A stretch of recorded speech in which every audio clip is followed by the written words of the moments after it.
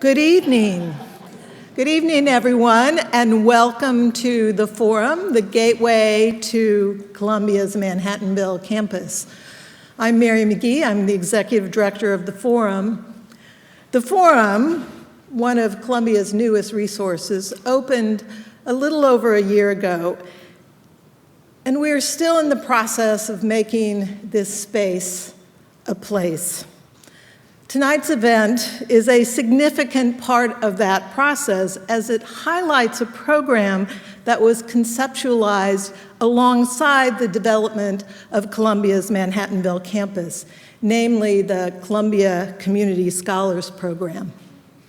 Columbia Manhattanville was designed to be a campus without gates or walls, thus the emphasis on transparency and glass. As well, and with that vision to design it without gates and walls, was to welcome and encourage a diversity of people and ideas. The Forum takes this design to heart as we strive to be a center for intellectual and community engagement that is innovative, transformative, and forward-looking, while nurturing collaborative thinking. That is why I think it's especially meaningful that we are hosting tonight's Columbia Community Scholars Lecture. Like the Forum, the Columbia Community Scholars Program welcomes, engages, and supports members of the community, particularly independent scholars, providing them with space and resources to pursue their community, artistic, and intellectual goals. Downstairs in the atrium level of the Forum, which is open to the community, by the way, 7 days a week from 8 a.m. to 8 p.m., artists, students, entrepreneurs, bus drivers, families, neighbors come in and find a quiet space to work, have a pop-up meeting, study or read, or just take a break from the hecticness of the street of their lives of New York City. If you haven't experienced this, we invite you. This is a shared space. This community, our neighbors, are helping us to make this space, this forum, a real place, a shared space committed to fostering understanding and shared well-being, neighbors learning from neighbors. One of those good neighbors is Eric Washington, who you will hear from and about shortly. Eric has helped to educate Columbia as well as our broader community about the history of Manhattanville. And tonight, we will learn from him about the Red Caps. But I don't want to forget his contribution to Manhattanville's history, and I urge you, if you haven't had the opportunity, which I've been lucky to have, to take one of his walking tours of Manhattanville, and to know that when you walk down to the West Harlem piers, those broadsides that educate you about our history are Eric's words. As we continue to realize Columbia's commitment to community engagement through such things as the Community Scholars Program and the Forum, we invite your ideas for events and programs that we might host and sponsor here at the Forum. I also want to invite you to a very special community event that's happening tomorrow evening up here, the tree lighting of Columbia's Manhattanville Small Square, which has been designed this year to align with the Harlem 125th Street Parade of Lights. So tomorrow evening, between 4:30 and 5 p.m., we invite you to join all of our community for music, hot cocoa, and the magic of turning on the lights out in our small but still meaningful square out here to the west. And after the lighting at 5 o'clock, from 5 to 7 in this building, down in the atrium west, you can taste samples from Harlem local vendors who have participated in Columbia Business School's small business program, and they will be giving tastings of all of their different foods, which we also feature in the cafe down in the Forum. But we invite you for that, and then afterwards, you can go down to the parade on 125th Street. So we invite you for that. So I welcome you to the Forum tonight and every day. But now I'd like to welcome my colleague, Jason Wingard, who is Dean of the School of Professional Studies here at Columbia.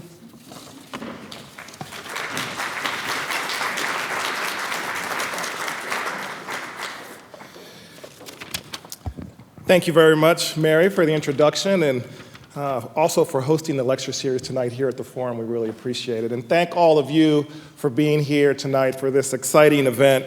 Again, my name is Jason Wingard. I'm the Dean of the School of Professional Studies here at Columbia University. I'd like to recognize our partners. And so the University Office of Government and Community Affairs, we work together with them on sponsoring this program and lecture series, and also my colleague, George Calderetto. Wait, George, this is his master thought and mastermind. He started this lecture series a little while ago, and it's been a phenomenal success. So thank you, George, for the successful series. It's my pleasure to introduce to you a remarkable woman, Vice Chair of the Columbia University Board of Trustees, and a wonderful colleague, Alelia Bundles. Alelia has been a strong supporter of the Community Scholars Program here at Columbia and of the School of Professional Studies. She's a former television news executive and past chair of the board of the National Archives Foundation. She's an author of 4 books, including On Her Own Ground, The Life and Times of Madam C.J. Walker. The book is about her great-great-grandmother, Madam C.J. Walker, an entrepreneur who pioneered hair care products and supplies for African-American women and built her entire career and empire by empowering thousands of other women around the world. Alelia is currently working on her 5th book, The Joy Goddess of Harlem, Alelia Walker and the Harlem Renaissance, which is a biography of her great-grandmother and grandmother whose parties and arts patronage helped define that era.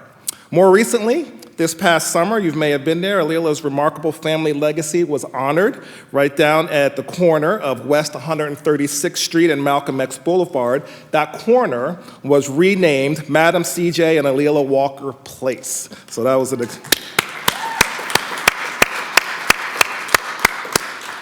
a fitting tribute to her family. So without further ado, I'd like to turn it over to my dear colleague, Alelia, who will tell you more about her friend and fellow historian, Eric Washington.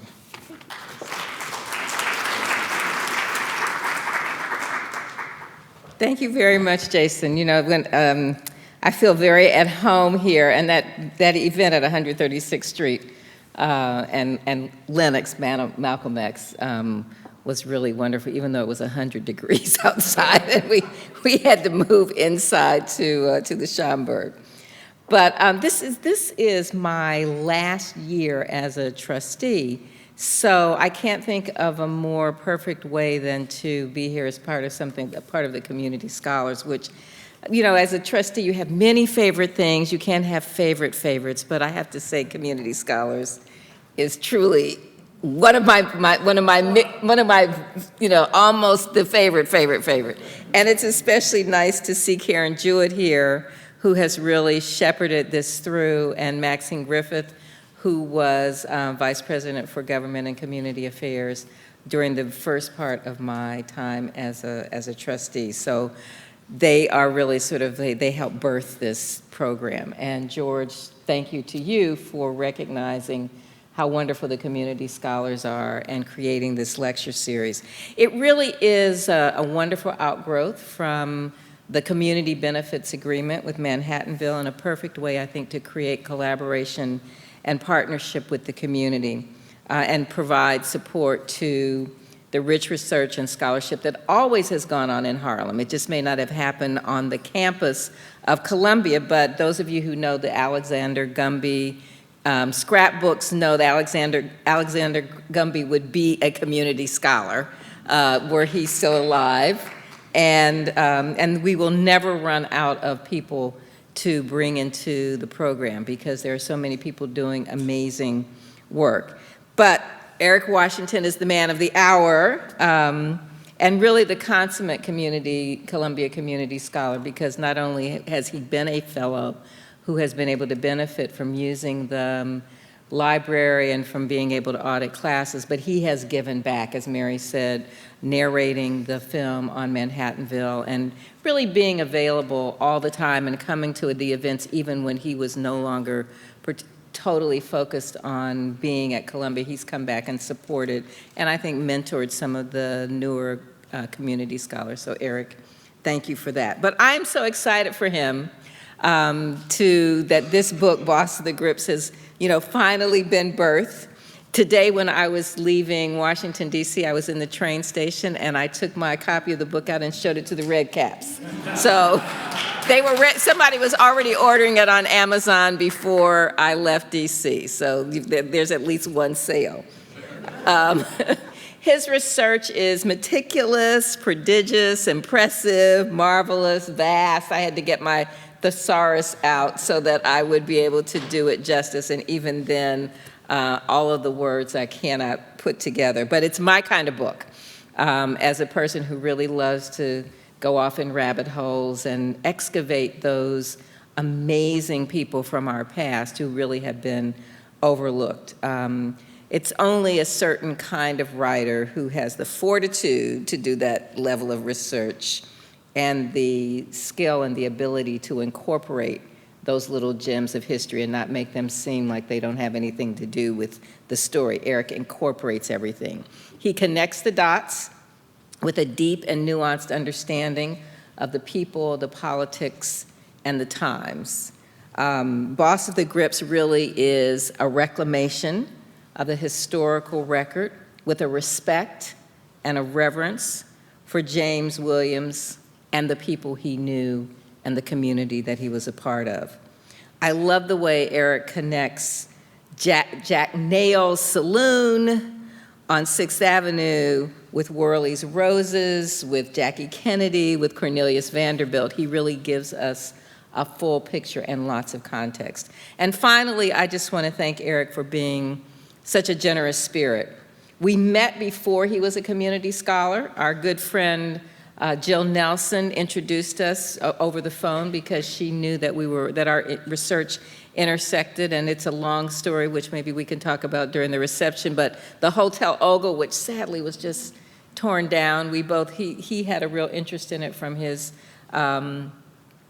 tours, and the person who owned it was Alelia Walker's brother-in-law, and there's so much drama there that we can talk about that later. But Eric is he introduced me to the real estate records at Avery that I didn't know about and told me how to get into that. I was already using Columbia's database, and then every now and then I would get an email with an article, and he said, "Do you know about this?" He's like one of the few people who can actually tell me something new about Madam Walker. And then we would email each other back and forth through half the night and go down rabbit holes and find obscure documents. So I just want to say congratulations to you, my fellow tangent follower and rabbit hole aficionado.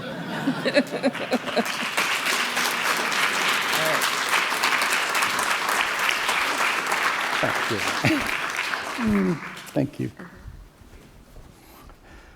Hi. Well, I don't have to bend. I want to thank everyone for coming. I want to thank Marie McKee from the Forum and the Community Scholars Program for having me here, for giving me the resources to work on this project. It would have been impossible without having access to Columbia's resources to do the research that needed to be done to try to get a bead on this person. It's great to be here because it brings me sort of full circle. I lived on the next block for the better part of 20 years when I started taking an interest in local history, when I thought, there's no place that doesn't have history. a wonderful scholar at the Schomburg who's no longer there. Chris Moore once told me, some of you other researchers may know him. And it really got the wheels turning to start looking around to see, with all of the changes that were going on, what was still left, and can you still connect the dots and tell a story and find new things about the old places that are still more evident than we can imagine. So being on the spot brings me full circle with where I kind of started out. So today, it's a new project, it's a new day.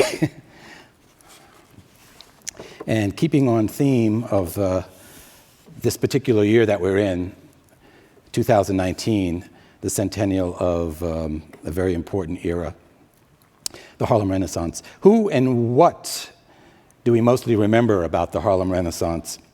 Centennial celebrations to that storied 1920s era are unfolding this year into next. And in the course of these tributes, a myriad of already pretty familiar names are again jostling the brim of our collective memory. From that wondrous firmament of Harlem history, such names as Du Bois, Locke, Garvey, Hughes, Hurston, McKay, Cullen, Walker and Williams, Handy, Baker, lots of Johnsons, bluesy stacks of unrelated Smiths, Mamie Smith, Bessie Smith, Clara Smith, Ada Bricktop Smith, made this neck of the woods an epicenter of African-American cultural, literary, and artistic expression, and a pole star of world attention.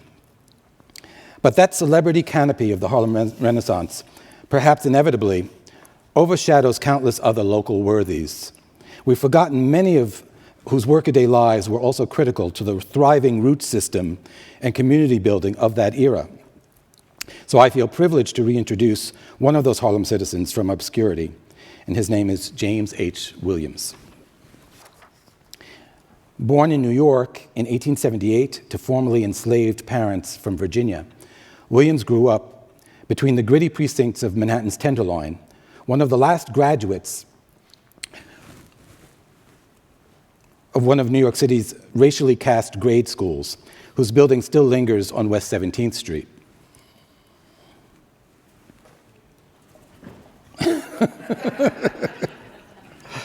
And now I'm going to sing.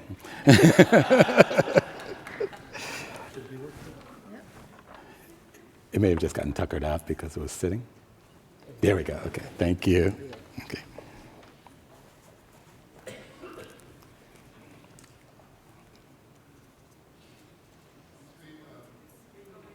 Okay. Yes, thank you. And he passed much of his boyhood around the Tonier adjacent Broadway hotel district, where his father was a waiter, working himself as a messenger for the renowned Gilded Age florist Charles Thorley. Around 1903, Williams and his wife Lucy moved their young family up to West 134th Street in Harlem, part of the first discernible wave of African Americans that anticipated the famous decades-long Great Migration soon to come. By the 1920s, Williams's Midtown job had long established him as a legendary uptown figure. A page one article began in Harlem's New York Age. At the Grand Central is a colored man who probably knows more people than any other Negro in New York. He is Chief James H. Williams, head of the Red Caps of this station. Williams had been a railroad man for the past 20 years. In 1903, he had broken the color line of Grand Central's white Red Cap attendants, who New York Central had installed as a genteel passenger amenity in 1895. He was promoted 6 years later, in 1909, as chief attendant or chief porter or chief red cap of Grand Central Terminal, where he remained its first and most notable African-American officer until his death in 1948. As a New York Central Railroad manager, Williams embodied a unique juncture between black and white America. Williams, he appeared aptly positioned for the role, having a foot firmly planted in two of Gotham's principal enclaves that were dubbed a city within a city. Grand Central was the so-called terminal city, comprising the station's campus of shops, restaurants, galleries, offices, hotels, etc. Harlem was described as the largest Negro community in the world, a part of, and yet apart from, the general life of greater New York. Surely between his workplace and home, James H. Williams was afforded a singular vantage point of his times.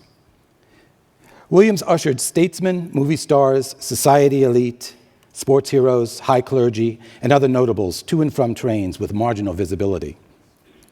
Yet he was a master of tactful presence. No Grand Central passenger can consider himself a big shot until Jim has personally met him, one writer observed. Indeed, he was confidant to many a big shot. As the boss of the grips, grips being slang for both baggage and its handlers, Williams was part of the central nervous system of the Harlem Renaissance. During his lengthy tenure, the august railroad station was not only a gateway to the American continent via its greatest city, but just as much a gateway to the nation's greatest African-American neighborhood, Harlem. For nearly half a century, Williams's executive duties at Grand Central included hiring, training, assigning, and supervising some 300 to 500 station men, though race relegated them to the lowest stratum of the station's workforce. The Redcaps were crucial to the Swiss watch precision of the functioning terminal. We make the first and last impression upon the patrons of the railroad we serve, he emphasized to his mostly Harlem-based men. Indeed, their ubiquitous crimson headwear was elemental to the visual culture of America's beguiling railroad travel experience of last century. Think North by Northwest, Hitchcock. With their African-American rail-roaming kin, the sleeping car or Pullman porters, whose workforce had preceded them by a generation, the station-bound Redcaps had obvious common bond in their positions of servitude.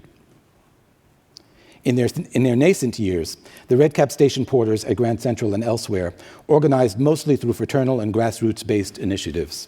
But in 1925, A. Philip Randolph famously founded the Brotherhood of Sleeping Car Porters. This development surely inspired the Redcaps' own collective bargaining-based organization in 1937 under Willard S. Townsend, as the Great Depression drove the wave of national union movements. But the decades-long span of Williams's tenure reveals the impressive breadth of the Redcaps' impact on the cultural nexus of Harlem and the American railroads. In Harlem and elsewhere, Williams was conspicuously the chief, the man who expressly created a hiring platform for black men, the notable go-to for black college students.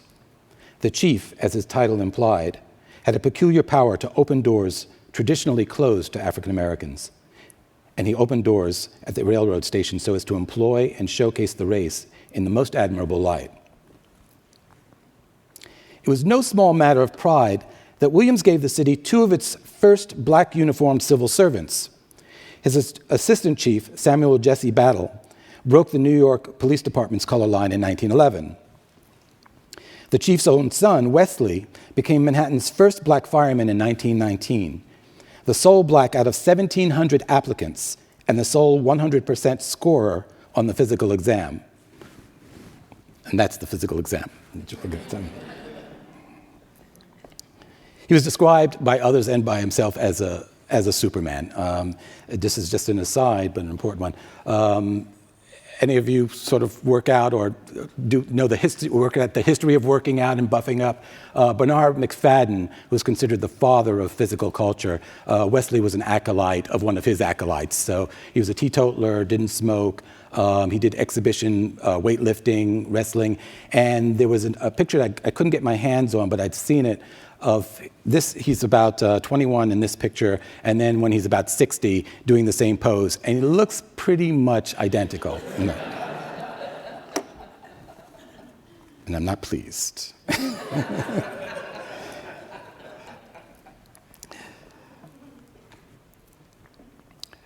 Subsequent promotions in 1927, 1933, and 1938 made Wesley the city's first black fire lieutenant, captain, and battalion chief, respectively. Another aside, in 1927, this is interesting, Wesley was promoted, up for promotion for lieutenant, which would make him the first, not only the first black fire lieutenant, because he was still the only black on the fire department. And he was about to get his promotion, but a rumor had spread that once the promotion was exercised, he was going to be given a desk job, and so that he would be hidden away and not seen as a supervisor over other co-white firemen. The rumor didn't go down very well with himself or a lot of people, and this is also displayed his father, Chief Williams' influence at Grand Central Terminal. One of the things that made Chief Williams so unique was that he cultivated so many networks along the way, high and low, very important, that could get things done. Some of those being people like Teddy Roosevelt, who had, when Wesley became a fireman in 1919, actually wrote one of the letters of recommendation. So Chief Williams, his father, he pulls out his arsenal of contacts. I'd like to see his Rolodex. And contacted Senator Robert F. Wagner at the time, who was very sympathetic, and he was a big labor aficionado and anti-lynching proponent. And Wagner suggested to Williams, talk to the Catholic Archbishop of New York, Cardinal Hayes. And this is a letter that I was very pleased to get. It's at the Schomburg. That is from the hand or from the typewriter of Chief Williams at Grand Central, where he's writing to Cardinal Hayes, sort of laying out the story about the predicament of his son's case, who wants to stay at Engine 55, where he is on Broome Street down in Little Italy. And we don't have the response from Cardinal Hayes to this letter, but what we do know is that Wesley got his promotion, he remained as visible as ever, and we can assume that Cardinal Hayes picked up the phone and said, back off. Wesley's all-around athleticism and heroism on duty were widely reported, and he went on to co-found the Vulcan Society, a fraternal organization of New York's black firefighters that for years combated racial discrimination within the city department. Williams's spirit of community activism becomes apparent in how others recruited him or solicited his influence. Around 1905, Manhattan's first Colored Elks Lodge enlisted Williams during the fraternal order's distinctive emergence as institutional forerunners of the modern civil rights movement. Now, I don't know if you can see from what he's wearing, he's all dressed up. Otto Sarony was one of the preeminent society photographers in New York at the time. His office was right next door to where Williams had worked when he was a floral messenger for Charles Thorley, who you saw earlier. And if you can make out the ornament on his lapel, if you can, I'll tell you what it is. It's an antler, elk's antlers. And at this time, the Colored Elks, Manhattan Lodge number 45, which Williams belonged to, was the first lodge of colored elks in Manhattan and the fastest growing and very influential. It was filled with a lot of lawyers and businessmen. Because of the pushback of colored elks coming onto the scene, white elks started using their legislative ties to create laws against black elks wearing insignia. So this was actually an act of defiance. It was illegal. And indeed, someone from one of his lodge members, a man by the name of Ulrich Johnson, was arrested for wearing a pin. And they took it to court. And everybody examined the case very carefully, and the Elks won in court. So this was many years before what we popularly describe as the Civil Rights Movement, but this is where the chops were beginning to get cut. This was the generation that would have kids who would be very active in the movement that many of us in this room were part of, or our parents were, or we recognized. The First World War garnered Chief Williams great attention for his exemplary leadership during Grand Central's relief efforts, from rallying his men to buy Liberty bonds to especially supporting the black troops. He was a particular lifeline to redcaps among the Harlem Hellfighters, furnishing them with sweaters, helmets, wristlets, socks, and scarves. One paper reported, Chief Williams writes to his former comrades every 10 days. Such activity made him the logical choice to escort Needham Roberts to a patriotic evening on November 2nd, 1918, at Carnegie Hall. Roberts and Henry Johnson were the first two Americans to receive France's highest military honor for extraordinary gallantry, the coveted Croix de Guerre. In 1924, Redcaps in Chicago called upon Chief Williams to help launch their new club. The invitation signified his high regard as a principal arbiter of race men on America's railroads, perhaps especially as the event was presided over by the great Chicago Defender publisher, Robert Sengstack Abbott, who was an NAACP leader in that city. In his own town, Williams had long been active with the NAACP, whose leadership often acknowledged the chief's formidable influence over the labor community of red-cap porters. In 1929, James Weldon Johnson personally thanked Williams for his habitual fundraising diligence that had made the association's most successful annual event ever. A few years later, Johnson's successor, Walter White, found himself deferring to Williams's influence as he implored the chief to give a red cap job to his dentist friend, who an economic crash had ruined. Indeed, Chief Williams had previously had the ears of the NAACP on another matter, musical entertainment. Leaders White and W.E.B. Du Bois auditioned and approved the Grand Central Red Cap Orchestra, which Williams had organized in 1929 to be the NAACP's touring band.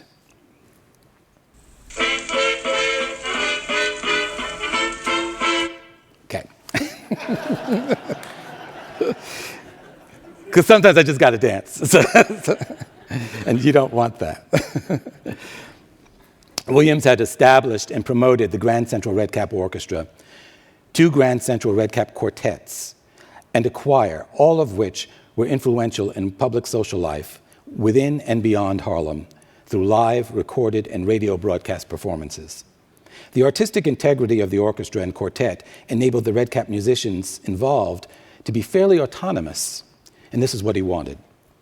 It also contributed to making Grand Central Terminal an uplifting holiday destination where New York locals and tourists enjoyed caroling and spirituals for years being performed from the balconies at Grand Central. Perhaps ever inspired by Wesley's physical gusto, Chief Williams strove to bridge the discrete worlds of Grand Central and Harlem through athletics.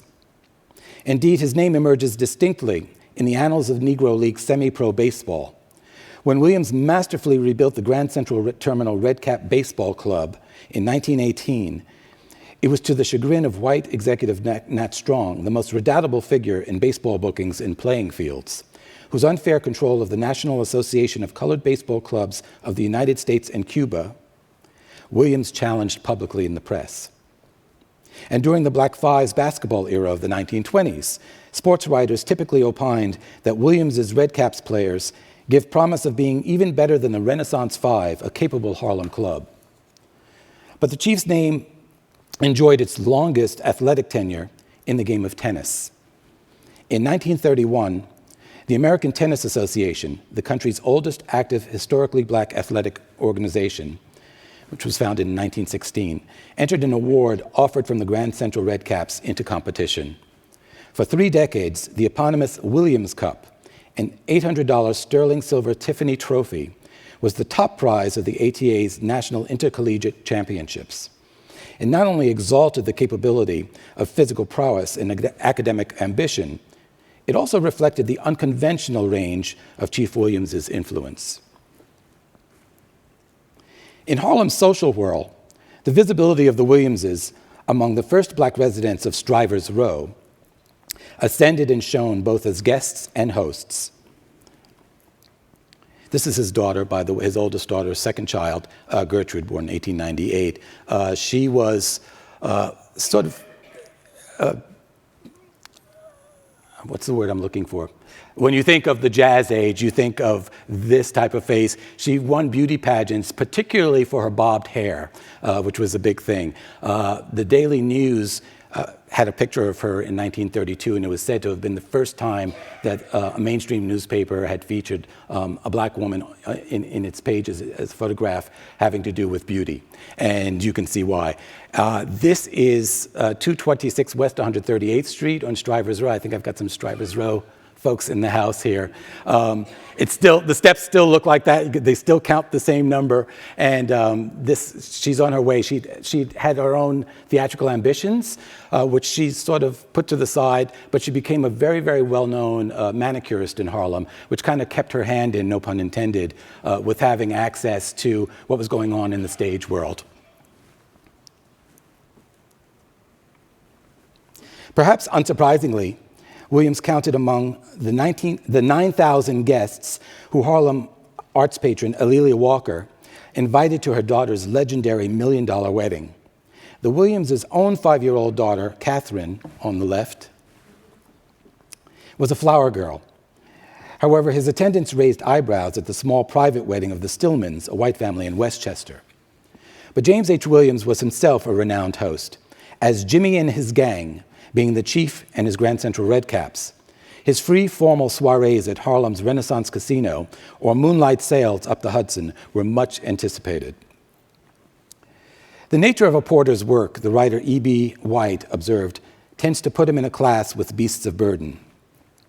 And this was constantly something that Williams had to work against. I'm showing you now an image from 1911, the Ziegfeld Follies. These are two actors. The one on the right is the famous Burt Williams. He was the highest paid man on Broadway. And he got his initial fame when he broke off from his famous partner. It was Williams and Walker. Doing this not impersonation, but a character of a red cap. Sort of doltish. It was all sort of slapsticky. And as the Grand Central Terminal was being built from about 1903, the year that Williams started working there, until it was opened in 1913, it was being built over the old Grand Central station, and its construction itself was famous. So it was the perfect grist for slapstick. So in this skit, Williams is performing as a red cap, leading a wary English tourist across the rafters to make it to his suburban train. And they both go tumbling down, and it's hilarious. And you can imagine Chief Williams laughing himself. On the other hand, at Grand Central, and this is sort of the popular view of red caps, Chief Williams has to be very, very much on his guard. They can't afford to have any sort of pratfalls that will diminish their opportunities to have work, which is essential, what he's there to provide. And aside from that, they were a very learned bunch, much to people's surprise. The nature of their realized ambitions, as opposed to what E.B. White had observed, was in a class above most. Though Williams himself had not gone past grade school, he boasted that his scholastic record outshone at any other terminal departments. Paradoxically, Williams's red caps were so ubiquitous as to be taken for granted, yet so overqualified as to be curiosities. A New Yorker writer counted 5 graduate students, 1 an honor student at Harvard, several lawyers, singers, teachers of music, and other persons of some erudition and attainment, staffing Sugar Hill. That was the nickname for the terminal's Vanderbilt Avenue taxi entrance. Another article titled "PhD Carries Your Bags" emphasized that typically 40% of red caps, about every 3rd man in a regiment of hundreds, had college training. Writer George Schuyler was wryly grim. Turn a machine gun on a crowd of red caps at a big railroad terminal, and you would slaughter a score or more of bachelors of arts, doctors of law, doctors of medicine, doctors of dental surgery, etc. Chief Williams fondly likened Grand Central to an institution of higher learning, the University of Human Nature. One graduate, journalist and politician Earl Brown, who was also a Harvard alum, summed it up personally. Only because the chief had a big heart and was proud of his race were hundreds of young colored men able to go through college. So this palette, this is just sort of a montage of, there are more obviously than I could put on a page, but some faces are those that you would recognize as notable acquaintances of James H. Williams. Cardinal Hayes, who I mentioned, Bill Bojangles Robinson, they were good friends and they were also neighbors when he lived in the Dunbar Apartments in Harlem. Lily Walker, Bessie Bearden at the bottom there was largely responsible for knowing as much as we're able to know about Williams and the whole era. She was a journalist for the Chicago Defender. She was the Harlem correspondent. And the famous nightmare, Jimmy Walker, who's with Williams in the bottom row there. And some of the notable red caps who passed through Grand Central, some for a season, a summer season between school, Christmas or Easter holidays. Some already had their shingle outside their door as a doctor or a dentist or whatever, and kept the job as a moonlight job. Some were there just fleetingly. But these are all people who passed through. Some names you'll recognize, like Paul Robeson at the top, Lester B. Granger, who, when they begin to unionize, like the Pullman porters, he's very active in that. He's the head of the National Urban League for many years. Adam Clayton Powell Jr., that's a name that we're all familiar with. He was a U.S. congressman. Let's see, some sports. Up at the top, Richard Huey was probably one of the most workingest Broadway actors from the 1920s when he first arrived and asked Williams for a job, and Williams turned him down until he produced a letter from W.E.B. Du Bois and got hired. He's in the Hirschfeld drawing up at the top there. And the man next to him on the bicycle, his name is William T. Lone Wolf Davis. How many of you have traveled around the world? Okay. And of those of you who have traveled around the world, how many of you did it on a motorcycle? Okay, I didn't think so. 1929, he was an endurance racer, and he was looking to break some more records than he had already broken.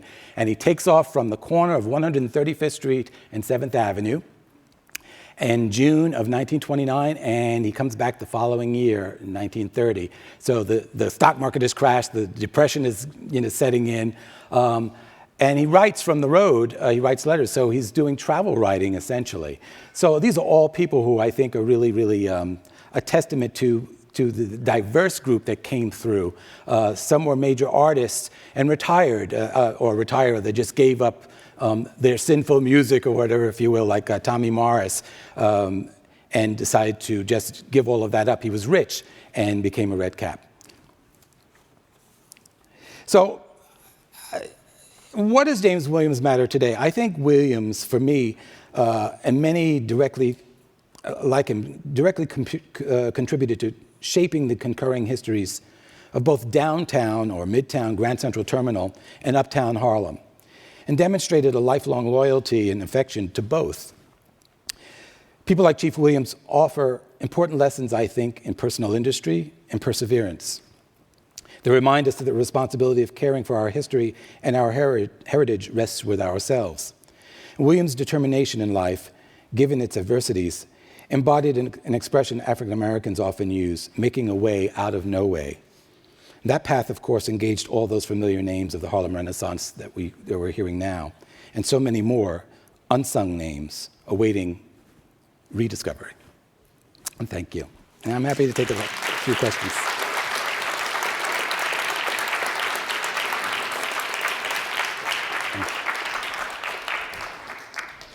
I'm happy to take some questions if anyone has. We have microphones, actually, so we can get the questions on the recording. So if you could come up to the microphone here or on the other side, please.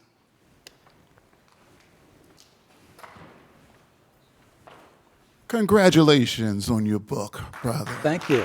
I recognize that voice. I was wondering how many, they don't do this for tall people, I see. So I'm going to do my James Brown. I was wondering how many red caps you actually got to talk to. There were still, how many red caps? I focused on Grand Central. So Penn Station, as Lilia was mentioning, that system still has red caps. It's a totally different thing because it's, they're unionized, it's mixed. It's more like when you go to a big city like New York or LA and you sit down in the restaurant and you know the waiter's an actor or a dancer or something like that. So it's more that kind of a job. So I knew I had to draw the line somewhere because there would be, but for the most part, because they sort of started dying out in terms of this generation in the 60s, I didn't get to talk to anybody. There were a few possibilities, and they didn't come through for me. So that I regret. I think if I had started this project maybe 15 years earlier, there still would have been some people alive. But I put out notices for a lot of people if anybody had relatives or whatever. But I wasn't successful in getting anybody who was still talking. What I was successful in doing, though, was Wesley's grandson, and so James Williams' great-grandson, Charles Williams, became the repository of all of the photos that had been, another relative who had passed away had passed onto his lap. And he gave me pretty much carte blanche to go through them and scan them and use them as I want. So I was really happy to have that at my disposal because some he was able to identify and a lot more he he didn't know what they meant either. So in many cases, I was able to say, oh, we know this is probably a beach in Asbury Park, Atlantic City, and let's see what Gertrude was doing there. And more often than not, I would find a connector article in a paper saying Gertrude was, with this young man in Atlantic City, and they were with the entourage of Florence Mills, or that sort of thing. So short of being able to talk to some actual still living redcaps, which I wasn't able to do, I was able to get at least that close by having people I could look at whose faces I could recognize in their families and do that. Just one point of clarification. When you said you were talking about the how the Elks went to court, Black Elks, Yes. in regards to the lapel with the elk on it, you said the Elks won. Which one, the white ones or the black? No. The colored Elks won. That was a seminal Okay. case. Yeah. That wasn't clear. Okay. Yeah. Oh, sorry. Thanks. If it wasn't clear, thanks. Good evening, Mr. Washington. Hello. Ms. Edwards. I'm a little confused too because I know that Burt Williams went to Scotland and was made, that was a Mason, or these two different groups? The Elks, the Masons, the... They were Masons, and they're also a fraternal order, but not all fraternal orders are Masonic orders. And a lot of fraternal orders have rules that are sort of based on Masonic orders, but they're not one and the same.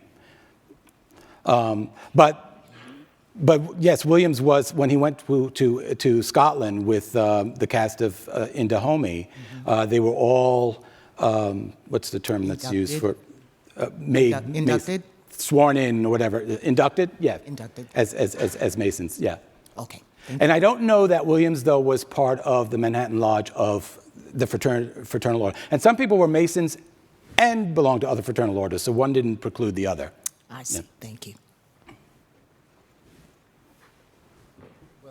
It looks like people are eager to buy your book and learn more, and we have them available for sale in the reception. So please help me in thanking Eric, and thank you for coming. Thank you.